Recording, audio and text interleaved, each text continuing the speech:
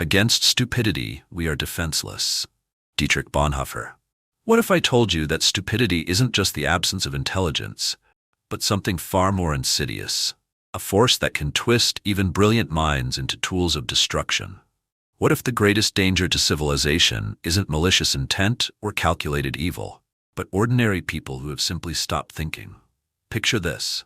A renowned scientist, educated and respected, begins to spread dangerous misinformation. A compassionate teacher starts endorsing toxic ideologies. A loving parent makes decisions that put their children at risk. These aren't bad people. They're thoughtful, well-meaning individuals who have unknowingly fallen into what Dietrich Bonhoeffer called the power of stupidity. And here's what makes it truly terrifying. It's not happening to them. It's happening to people just like you and me. This isn't some abstract philosophical speculation. In 1961, psychologist Stanley Milgram conducted one of the most infamous experiments in social psychology. At Yale University, ordinary volunteers were told to administer what they believed were painful electric shocks to another person. Despite hearing screams of agony, 65% of participants delivered shocks they believed could be lethal, all because an authority figure told them to. These weren't sadists or sociopaths. They were regular people who had surrendered their own moral compass to someone else's command. This, Bonhoeffer realized during the rise of Nazi Germany, was the real danger, not evil, but unthinking compliance. It led him to articulate one of the most disturbing theories about human nature ever conceived. But before we go deeper, let me ask you something personal. Have you ever found yourself believing something just because everyone around you believed it too? Keep that question in your mind, because what follows may permanently change how you think about human behavior, authority, and your own vulnerability to surrendering your thoughts without realizing it. Dietrich Bonhoeffer wasn't your typical philosopher, tucked away in some ivory tower, detached from the world. He was a German Lutheran pastor, someone grounded in reality, who watched his society unravel before his eyes. Born in 1906 into an educated, intellectually vibrant family, his father was a leading psychiatrist and neurologist. Bonhoeffer had every reason to believe in the power of reason, education, and moral conviction. But then the world shifted. As the Nazi regime rose to power, Bonhoeffer witnessed something that shattered his faith. Not just in government, but in people. He watched as educated, cultured, even religious citizens began supporting ideas, policies, and leaders that violated everything they once claimed to believe in. These weren't uninformed masses being duped by propaganda. They were professors, doctors, clergy, intellectuals. They were people who, slowly and almost imperceptibly, abandoned their capacity for moral judgment. Not because they were evil, but because they stopped thinking for themselves. And that, Bonhoeffer realized, was more dangerous than evil itself. In 1943, from his prison cell, where he was held for participating in a plot to assassinate Hitler, Bonhoeffer wrote the words that would become his most haunting observation. Against stupidity, we are defenseless. Neither protests nor the use of force accomplish anything here. Reasons fall on deaf ears. What made this statement so unsettling wasn't just the context, it was the brutal accuracy of the insight. Evil, he observed, always carries within itself the seeds of its own undoing. It provokes resistance, it awakens opposition. But stupidity often believes it's doing good. And that's what makes it almost impossible to confront. Because how do you reason with someone who thinks their ignorance is virtue? Bonhoeffer saw clearly that the danger of stupidity wasn't in the individual's lack of intelligence, but in their surrender of moral independence. That's what frightened him. That's what still should frighten us today. When Bonhoeffer spoke of stupidity, he wasn't talking about low IQ or a lack of formal education. He was describing something deeper, something systemic, what we might now call functional stupidity or willful ignorance.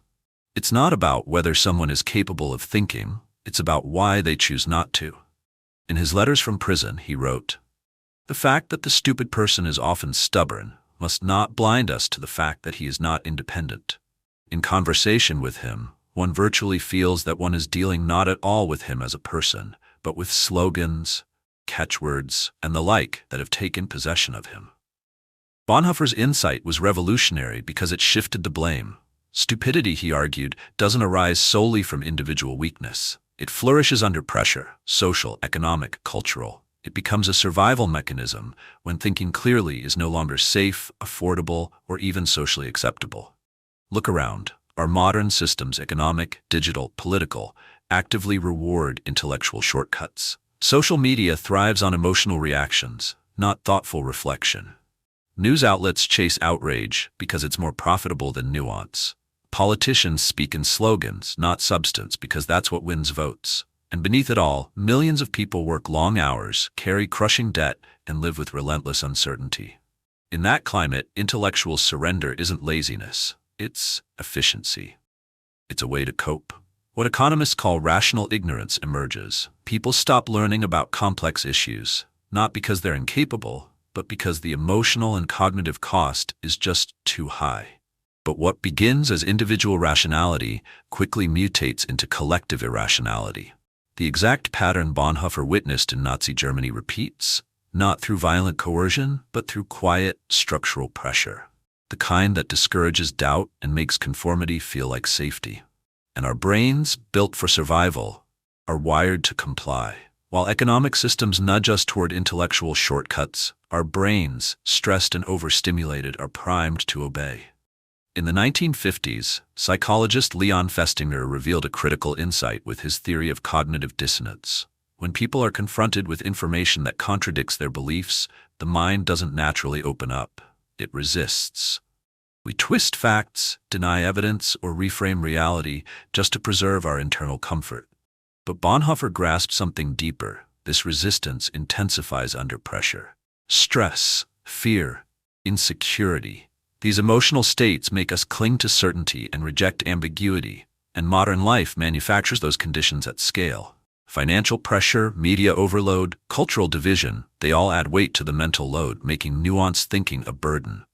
So instead, we gravitate toward what's simple, what's repeated, what's emotionally satisfying. And that's where the real danger begins. Bonhoeffer didn't see stupidity as a private fault. He saw it as a collective infection. It becomes clear, he wrote, that stupidity is not a psychological problem, but a sociological one. In other words, we aren't born into ignorance, we conform into it. He observed it firsthand.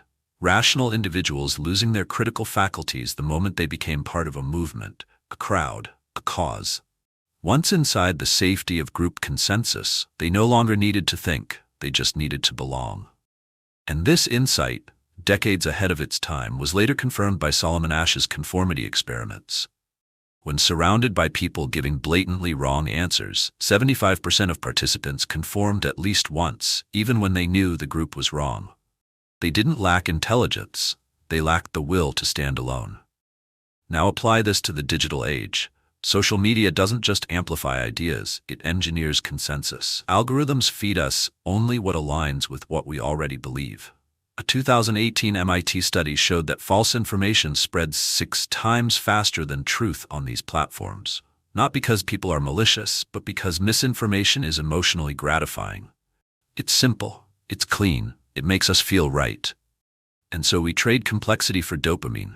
We enter echo chambers where thinking becomes optional and questioning becomes suspicious. It's not a bug, it's the design.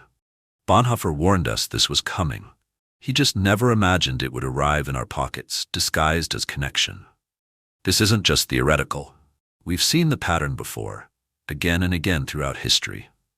The Salem witch trials weren't fueled by sadistic minds, but by frightened neighbors who believed they were defending their community. The Red Scare of the 1950s wasn't orchestrated by villains, but by patriotic Americans terrified of communist infiltration. These weren't moments of collective evil. They were failures of collective thinking. Rational, educated people abandoned critical analysis in favor of emotional certainty and conformity. Bonhoeffer understood this dynamic. He watched the German people, cultured, thoughtful, educated, slowly surrender their ability to question, evaluate, or resist. And it didn't happen through force. It happened through suggestion, repetition, slogans, fear, and the terrifying comfort of group approval. Now fast forward to today, and the machinery of misinformation has become more precise, more personalized, more invisible. Think about your social media feed. It doesn't show you what's true, It shows you what you're most likely to engage with. It amplifies outrage. It rewards impulsive reactions. It punishes complexity. When someone shares an emotionally charged post that aligns with their worldview, they're rewarded with likes, shares, validation.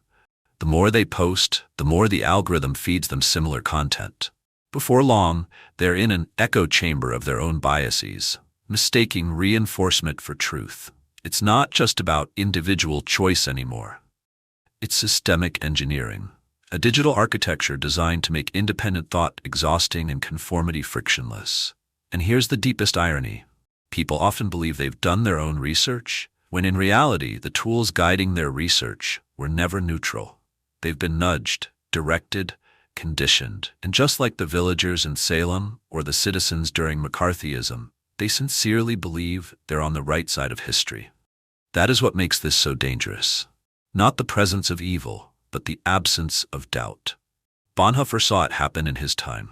We're watching it happen in ours. If our systems and minds are both rigged to suppress deep thinking, the question becomes, how do we resist?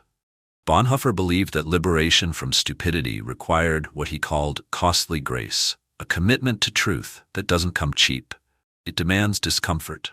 It asks us to choose the path of thought when it would be so much easier to conform, to go along, to believe what's convenient.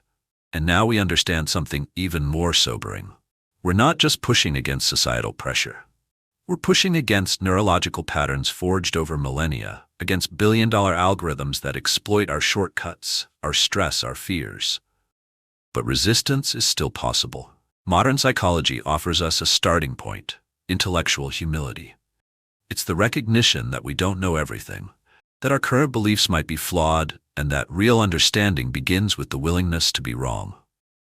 That humility is the foundation for a new kind of strength. It allows us to explore without defensiveness, to listen without immediately reacting, and to change without feeling like we've failed. Here are a few practices, small but powerful, that build intellectual resistance. First, engage in intentional friction.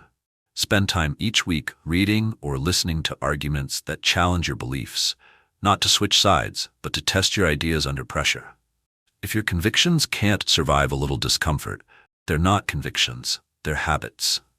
Second, embrace productive ignorance.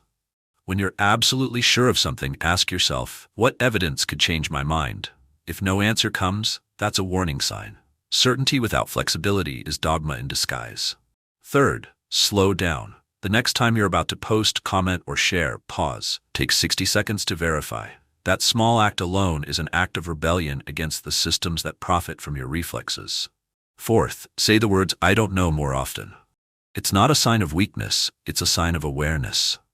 Admitting uncertainty in a world drowning in false certainty is one of the most courageous things you can do. Bonhoeffer didn't just demand that we think, he reminded us that thinking well is a moral duty.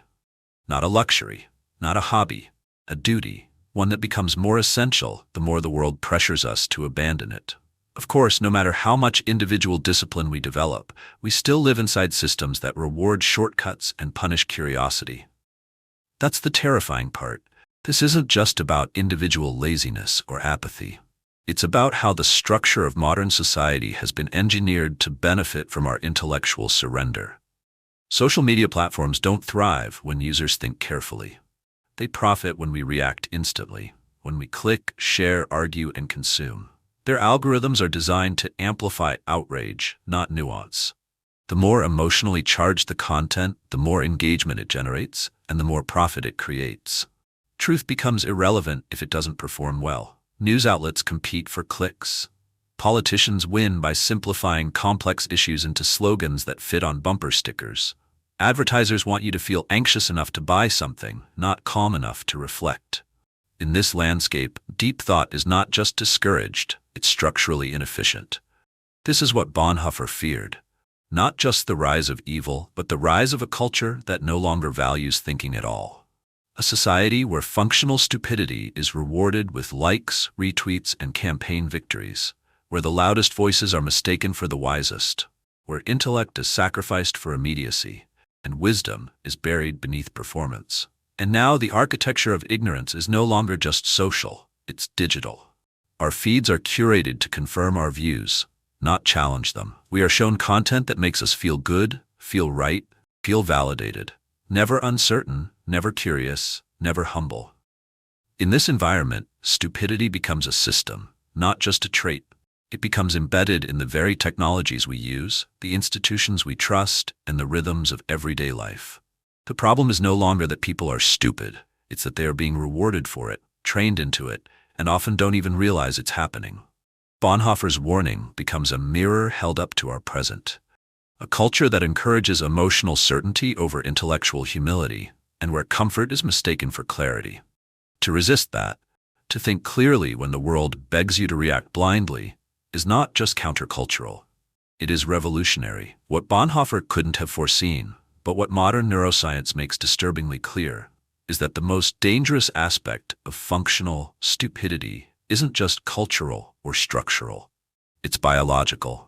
Our brains, shaped by millions of years of evolution, are naturally inclined to choose comfort over complexity, speed over accuracy, and belonging over truth. These weren't flaws in our design, they were survival mechanisms. When you're being chased by a predator, you don't stop to examine every option with nuance. You act quickly, rely on heuristics, trust the tribe. And those instincts, once vital, now make us vulnerable in a world where information is endless, and nuance is buried under noise. In this world, Bonhoeffer's theory finds terrifying reinforcement. We're not just trained into stupidity, we're built for it. Algorithms exploit our emotional reflexes. Misinformation hijacks our need for certainty. Our social identities get fused with our beliefs, so that questioning an idea feels like attacking our sense of self. This is how functional stupidity takes hold, not as a conscious choice, but as a gradual adaptation to pressure. You don't even realize you've stopped thinking. You just feel overwhelmed, exhausted, uncertain, and in need of something, anything, that gives you a sense of clarity, even if it's false. What Bonhoeffer saw in Nazi Germany, the way ordinary, educated people surrendered their moral and intellectual agency, is now happening on a global scale, accelerated by platforms that know exactly how to trigger our deepest insecurities and desires. We aren't just being misled, we are being neurologically conditioned. And the longer we allow our thinking to be outsourced to screens and slogans, the harder it becomes to reclaim the muscle of discernment. Bonhoeffer's insight becomes even more profound in this light. The enemy is not stupidity as in low intelligence, but stupidity as a loss of thinking, stupidity as surrender. A biological vulnerability exploited by digital systems, dressed up in the costume of certainty. To resist it isn't just moral, it's neurological. It's a fight for our own mental autonomy. Bonhoeffer lived in a time when propaganda was delivered by radio, newspapers, and charismatic speeches. Even then, its effects were devastating. But today, we've entered something far more dangerous, a reality where propaganda doesn't just come at us. It adapts to us. Social media platforms, powered by artificial intelligence, now know what outrages you, what comforts you, what makes you hesitate. They learn your cognitive patterns better than you know them yourself. Every click, every pause, every comment becomes data, fuel for algorithms that craft an echo chamber tailored precisely to your biases. This isn't just manipulation, it's psychological engineering. We're not dealing with state propaganda anymore. We're dealing with systems that evolve in real time, targeting our deepest fears, our tribal instincts, our craving for certainty. These systems don't need to convince everyone. Just enough people, just enough of the time, to tip the balance of reason. Bonhoeffer warned that the truly terrifying aspect of stupidity is that it often believes it is doing good. In our age, that belief is reinforced with likes, shares, and algorithmic validation. When falsehoods feel true and truths feel uncomfortable, we become more susceptible, not less. During the COVID-19 pandemic, we watched it unfold in real time. Engineers, doctors, lawyers, people trained in analytical thinking, began to share conspiracy theories, pseudoscience, and ideological rhetoric, not because they lacked intelligence, but because they were overwhelmed, isolated, and searching for control and chaos. These weren't failures of education. They were failures of resilience under pressure. Bonhoeffer saw the same patterns in Nazi Germany. Today, we see them worldwide, but amplified, accelerated, and algorithmically optimized. This is the terrifying convergence Bonhoeffer could not have imagined. Human vulnerability, systemized manipulation, and artificial intelligence acting as a mirror to our unconscious mind. And if we don't actively choose to think, to verify, to resist the path of least resistance, then we don't just risk being wrong. We risk becoming incapable of knowing we're wrong. That's the danger. Not evil disguised as good, but comfort disguised as truth. And once we mistake comfort for clarity, we've already handed over our thinking to someone or something else. Bonhoeffer paid the ultimate price for preserving his intellectual and moral independence. On April 9, 1945, just weeks before Germany's surrender, he was executed by hanging for his role in resisting the Nazi regime. His final words, recorded by a fellow prisoner, were, "This is the end, for me, the beginning of life." He didn't die just for political resistance. He died defending the most essential freedom, the ability to think clearly, critically, and independently, even when the world demanded conformity. He understood a brutal truth, that when people stop thinking, they stop being fully human. They become, in his words, puppets whose strings are pulled by whatever force happens to be strongest at the moment. This brings us to the question Bonhoeffer never stopped asking: who stands fast? Who continues to think when the pressure to conform is unbearable? Who resists the temptation to surrender their mind for the comfort of certainty? Who chooses clarity over applause, curiosity over pride, intellectual honesty over emotional safety? The answer isn't found in raw intelligence. It's not in education or status. It's in the choice, a daily, deliberate choice, to keep thinking when it's difficult, inconvenient, or even dangerous. These aren't heroic acts. They're small, quiet decisions. Turning off the noise, questioning your certainty, saying, "I don't know," when honesty demands it. Functional stupidity doesn't scream. It whispers. It disguises itself as comfort, familiarity, simplicity. It offers escape from the burden of nuance and responsibility. And once you accept its offer, it doesn't matter how smart you are. You've already started to slip. But there is a path back. Because the same ability that lets us surrender our minds also gives us the power to reclaim them. And that's the terrifying beauty of Bonhoeffer's warning. It doesn't leave us hopeless. It challenges us. It asks, when the cost of thinking becomes steep, will you still pay it? When everyone else is choosing certainty, will you choose clarity? Because in the end, the greatest act of resistance may be the one no one sees. The choice to think for yourself. So here we are, at the edge of a question that doesn't go away. Are you still thinking, or have you started to surrender? Bonhoeffer's theory of stupidity is terrifying not because it accuses others, but because it implicates all of us.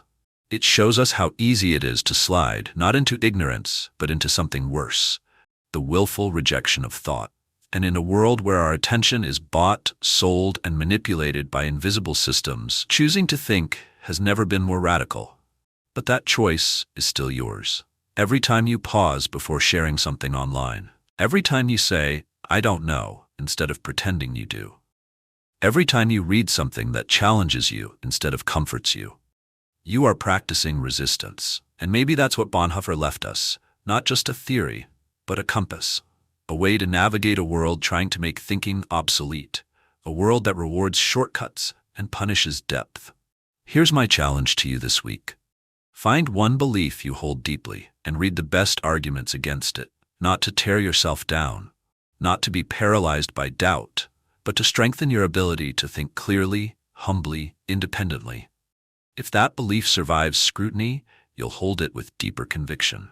If it doesn't, you'll have replaced certainty with truth.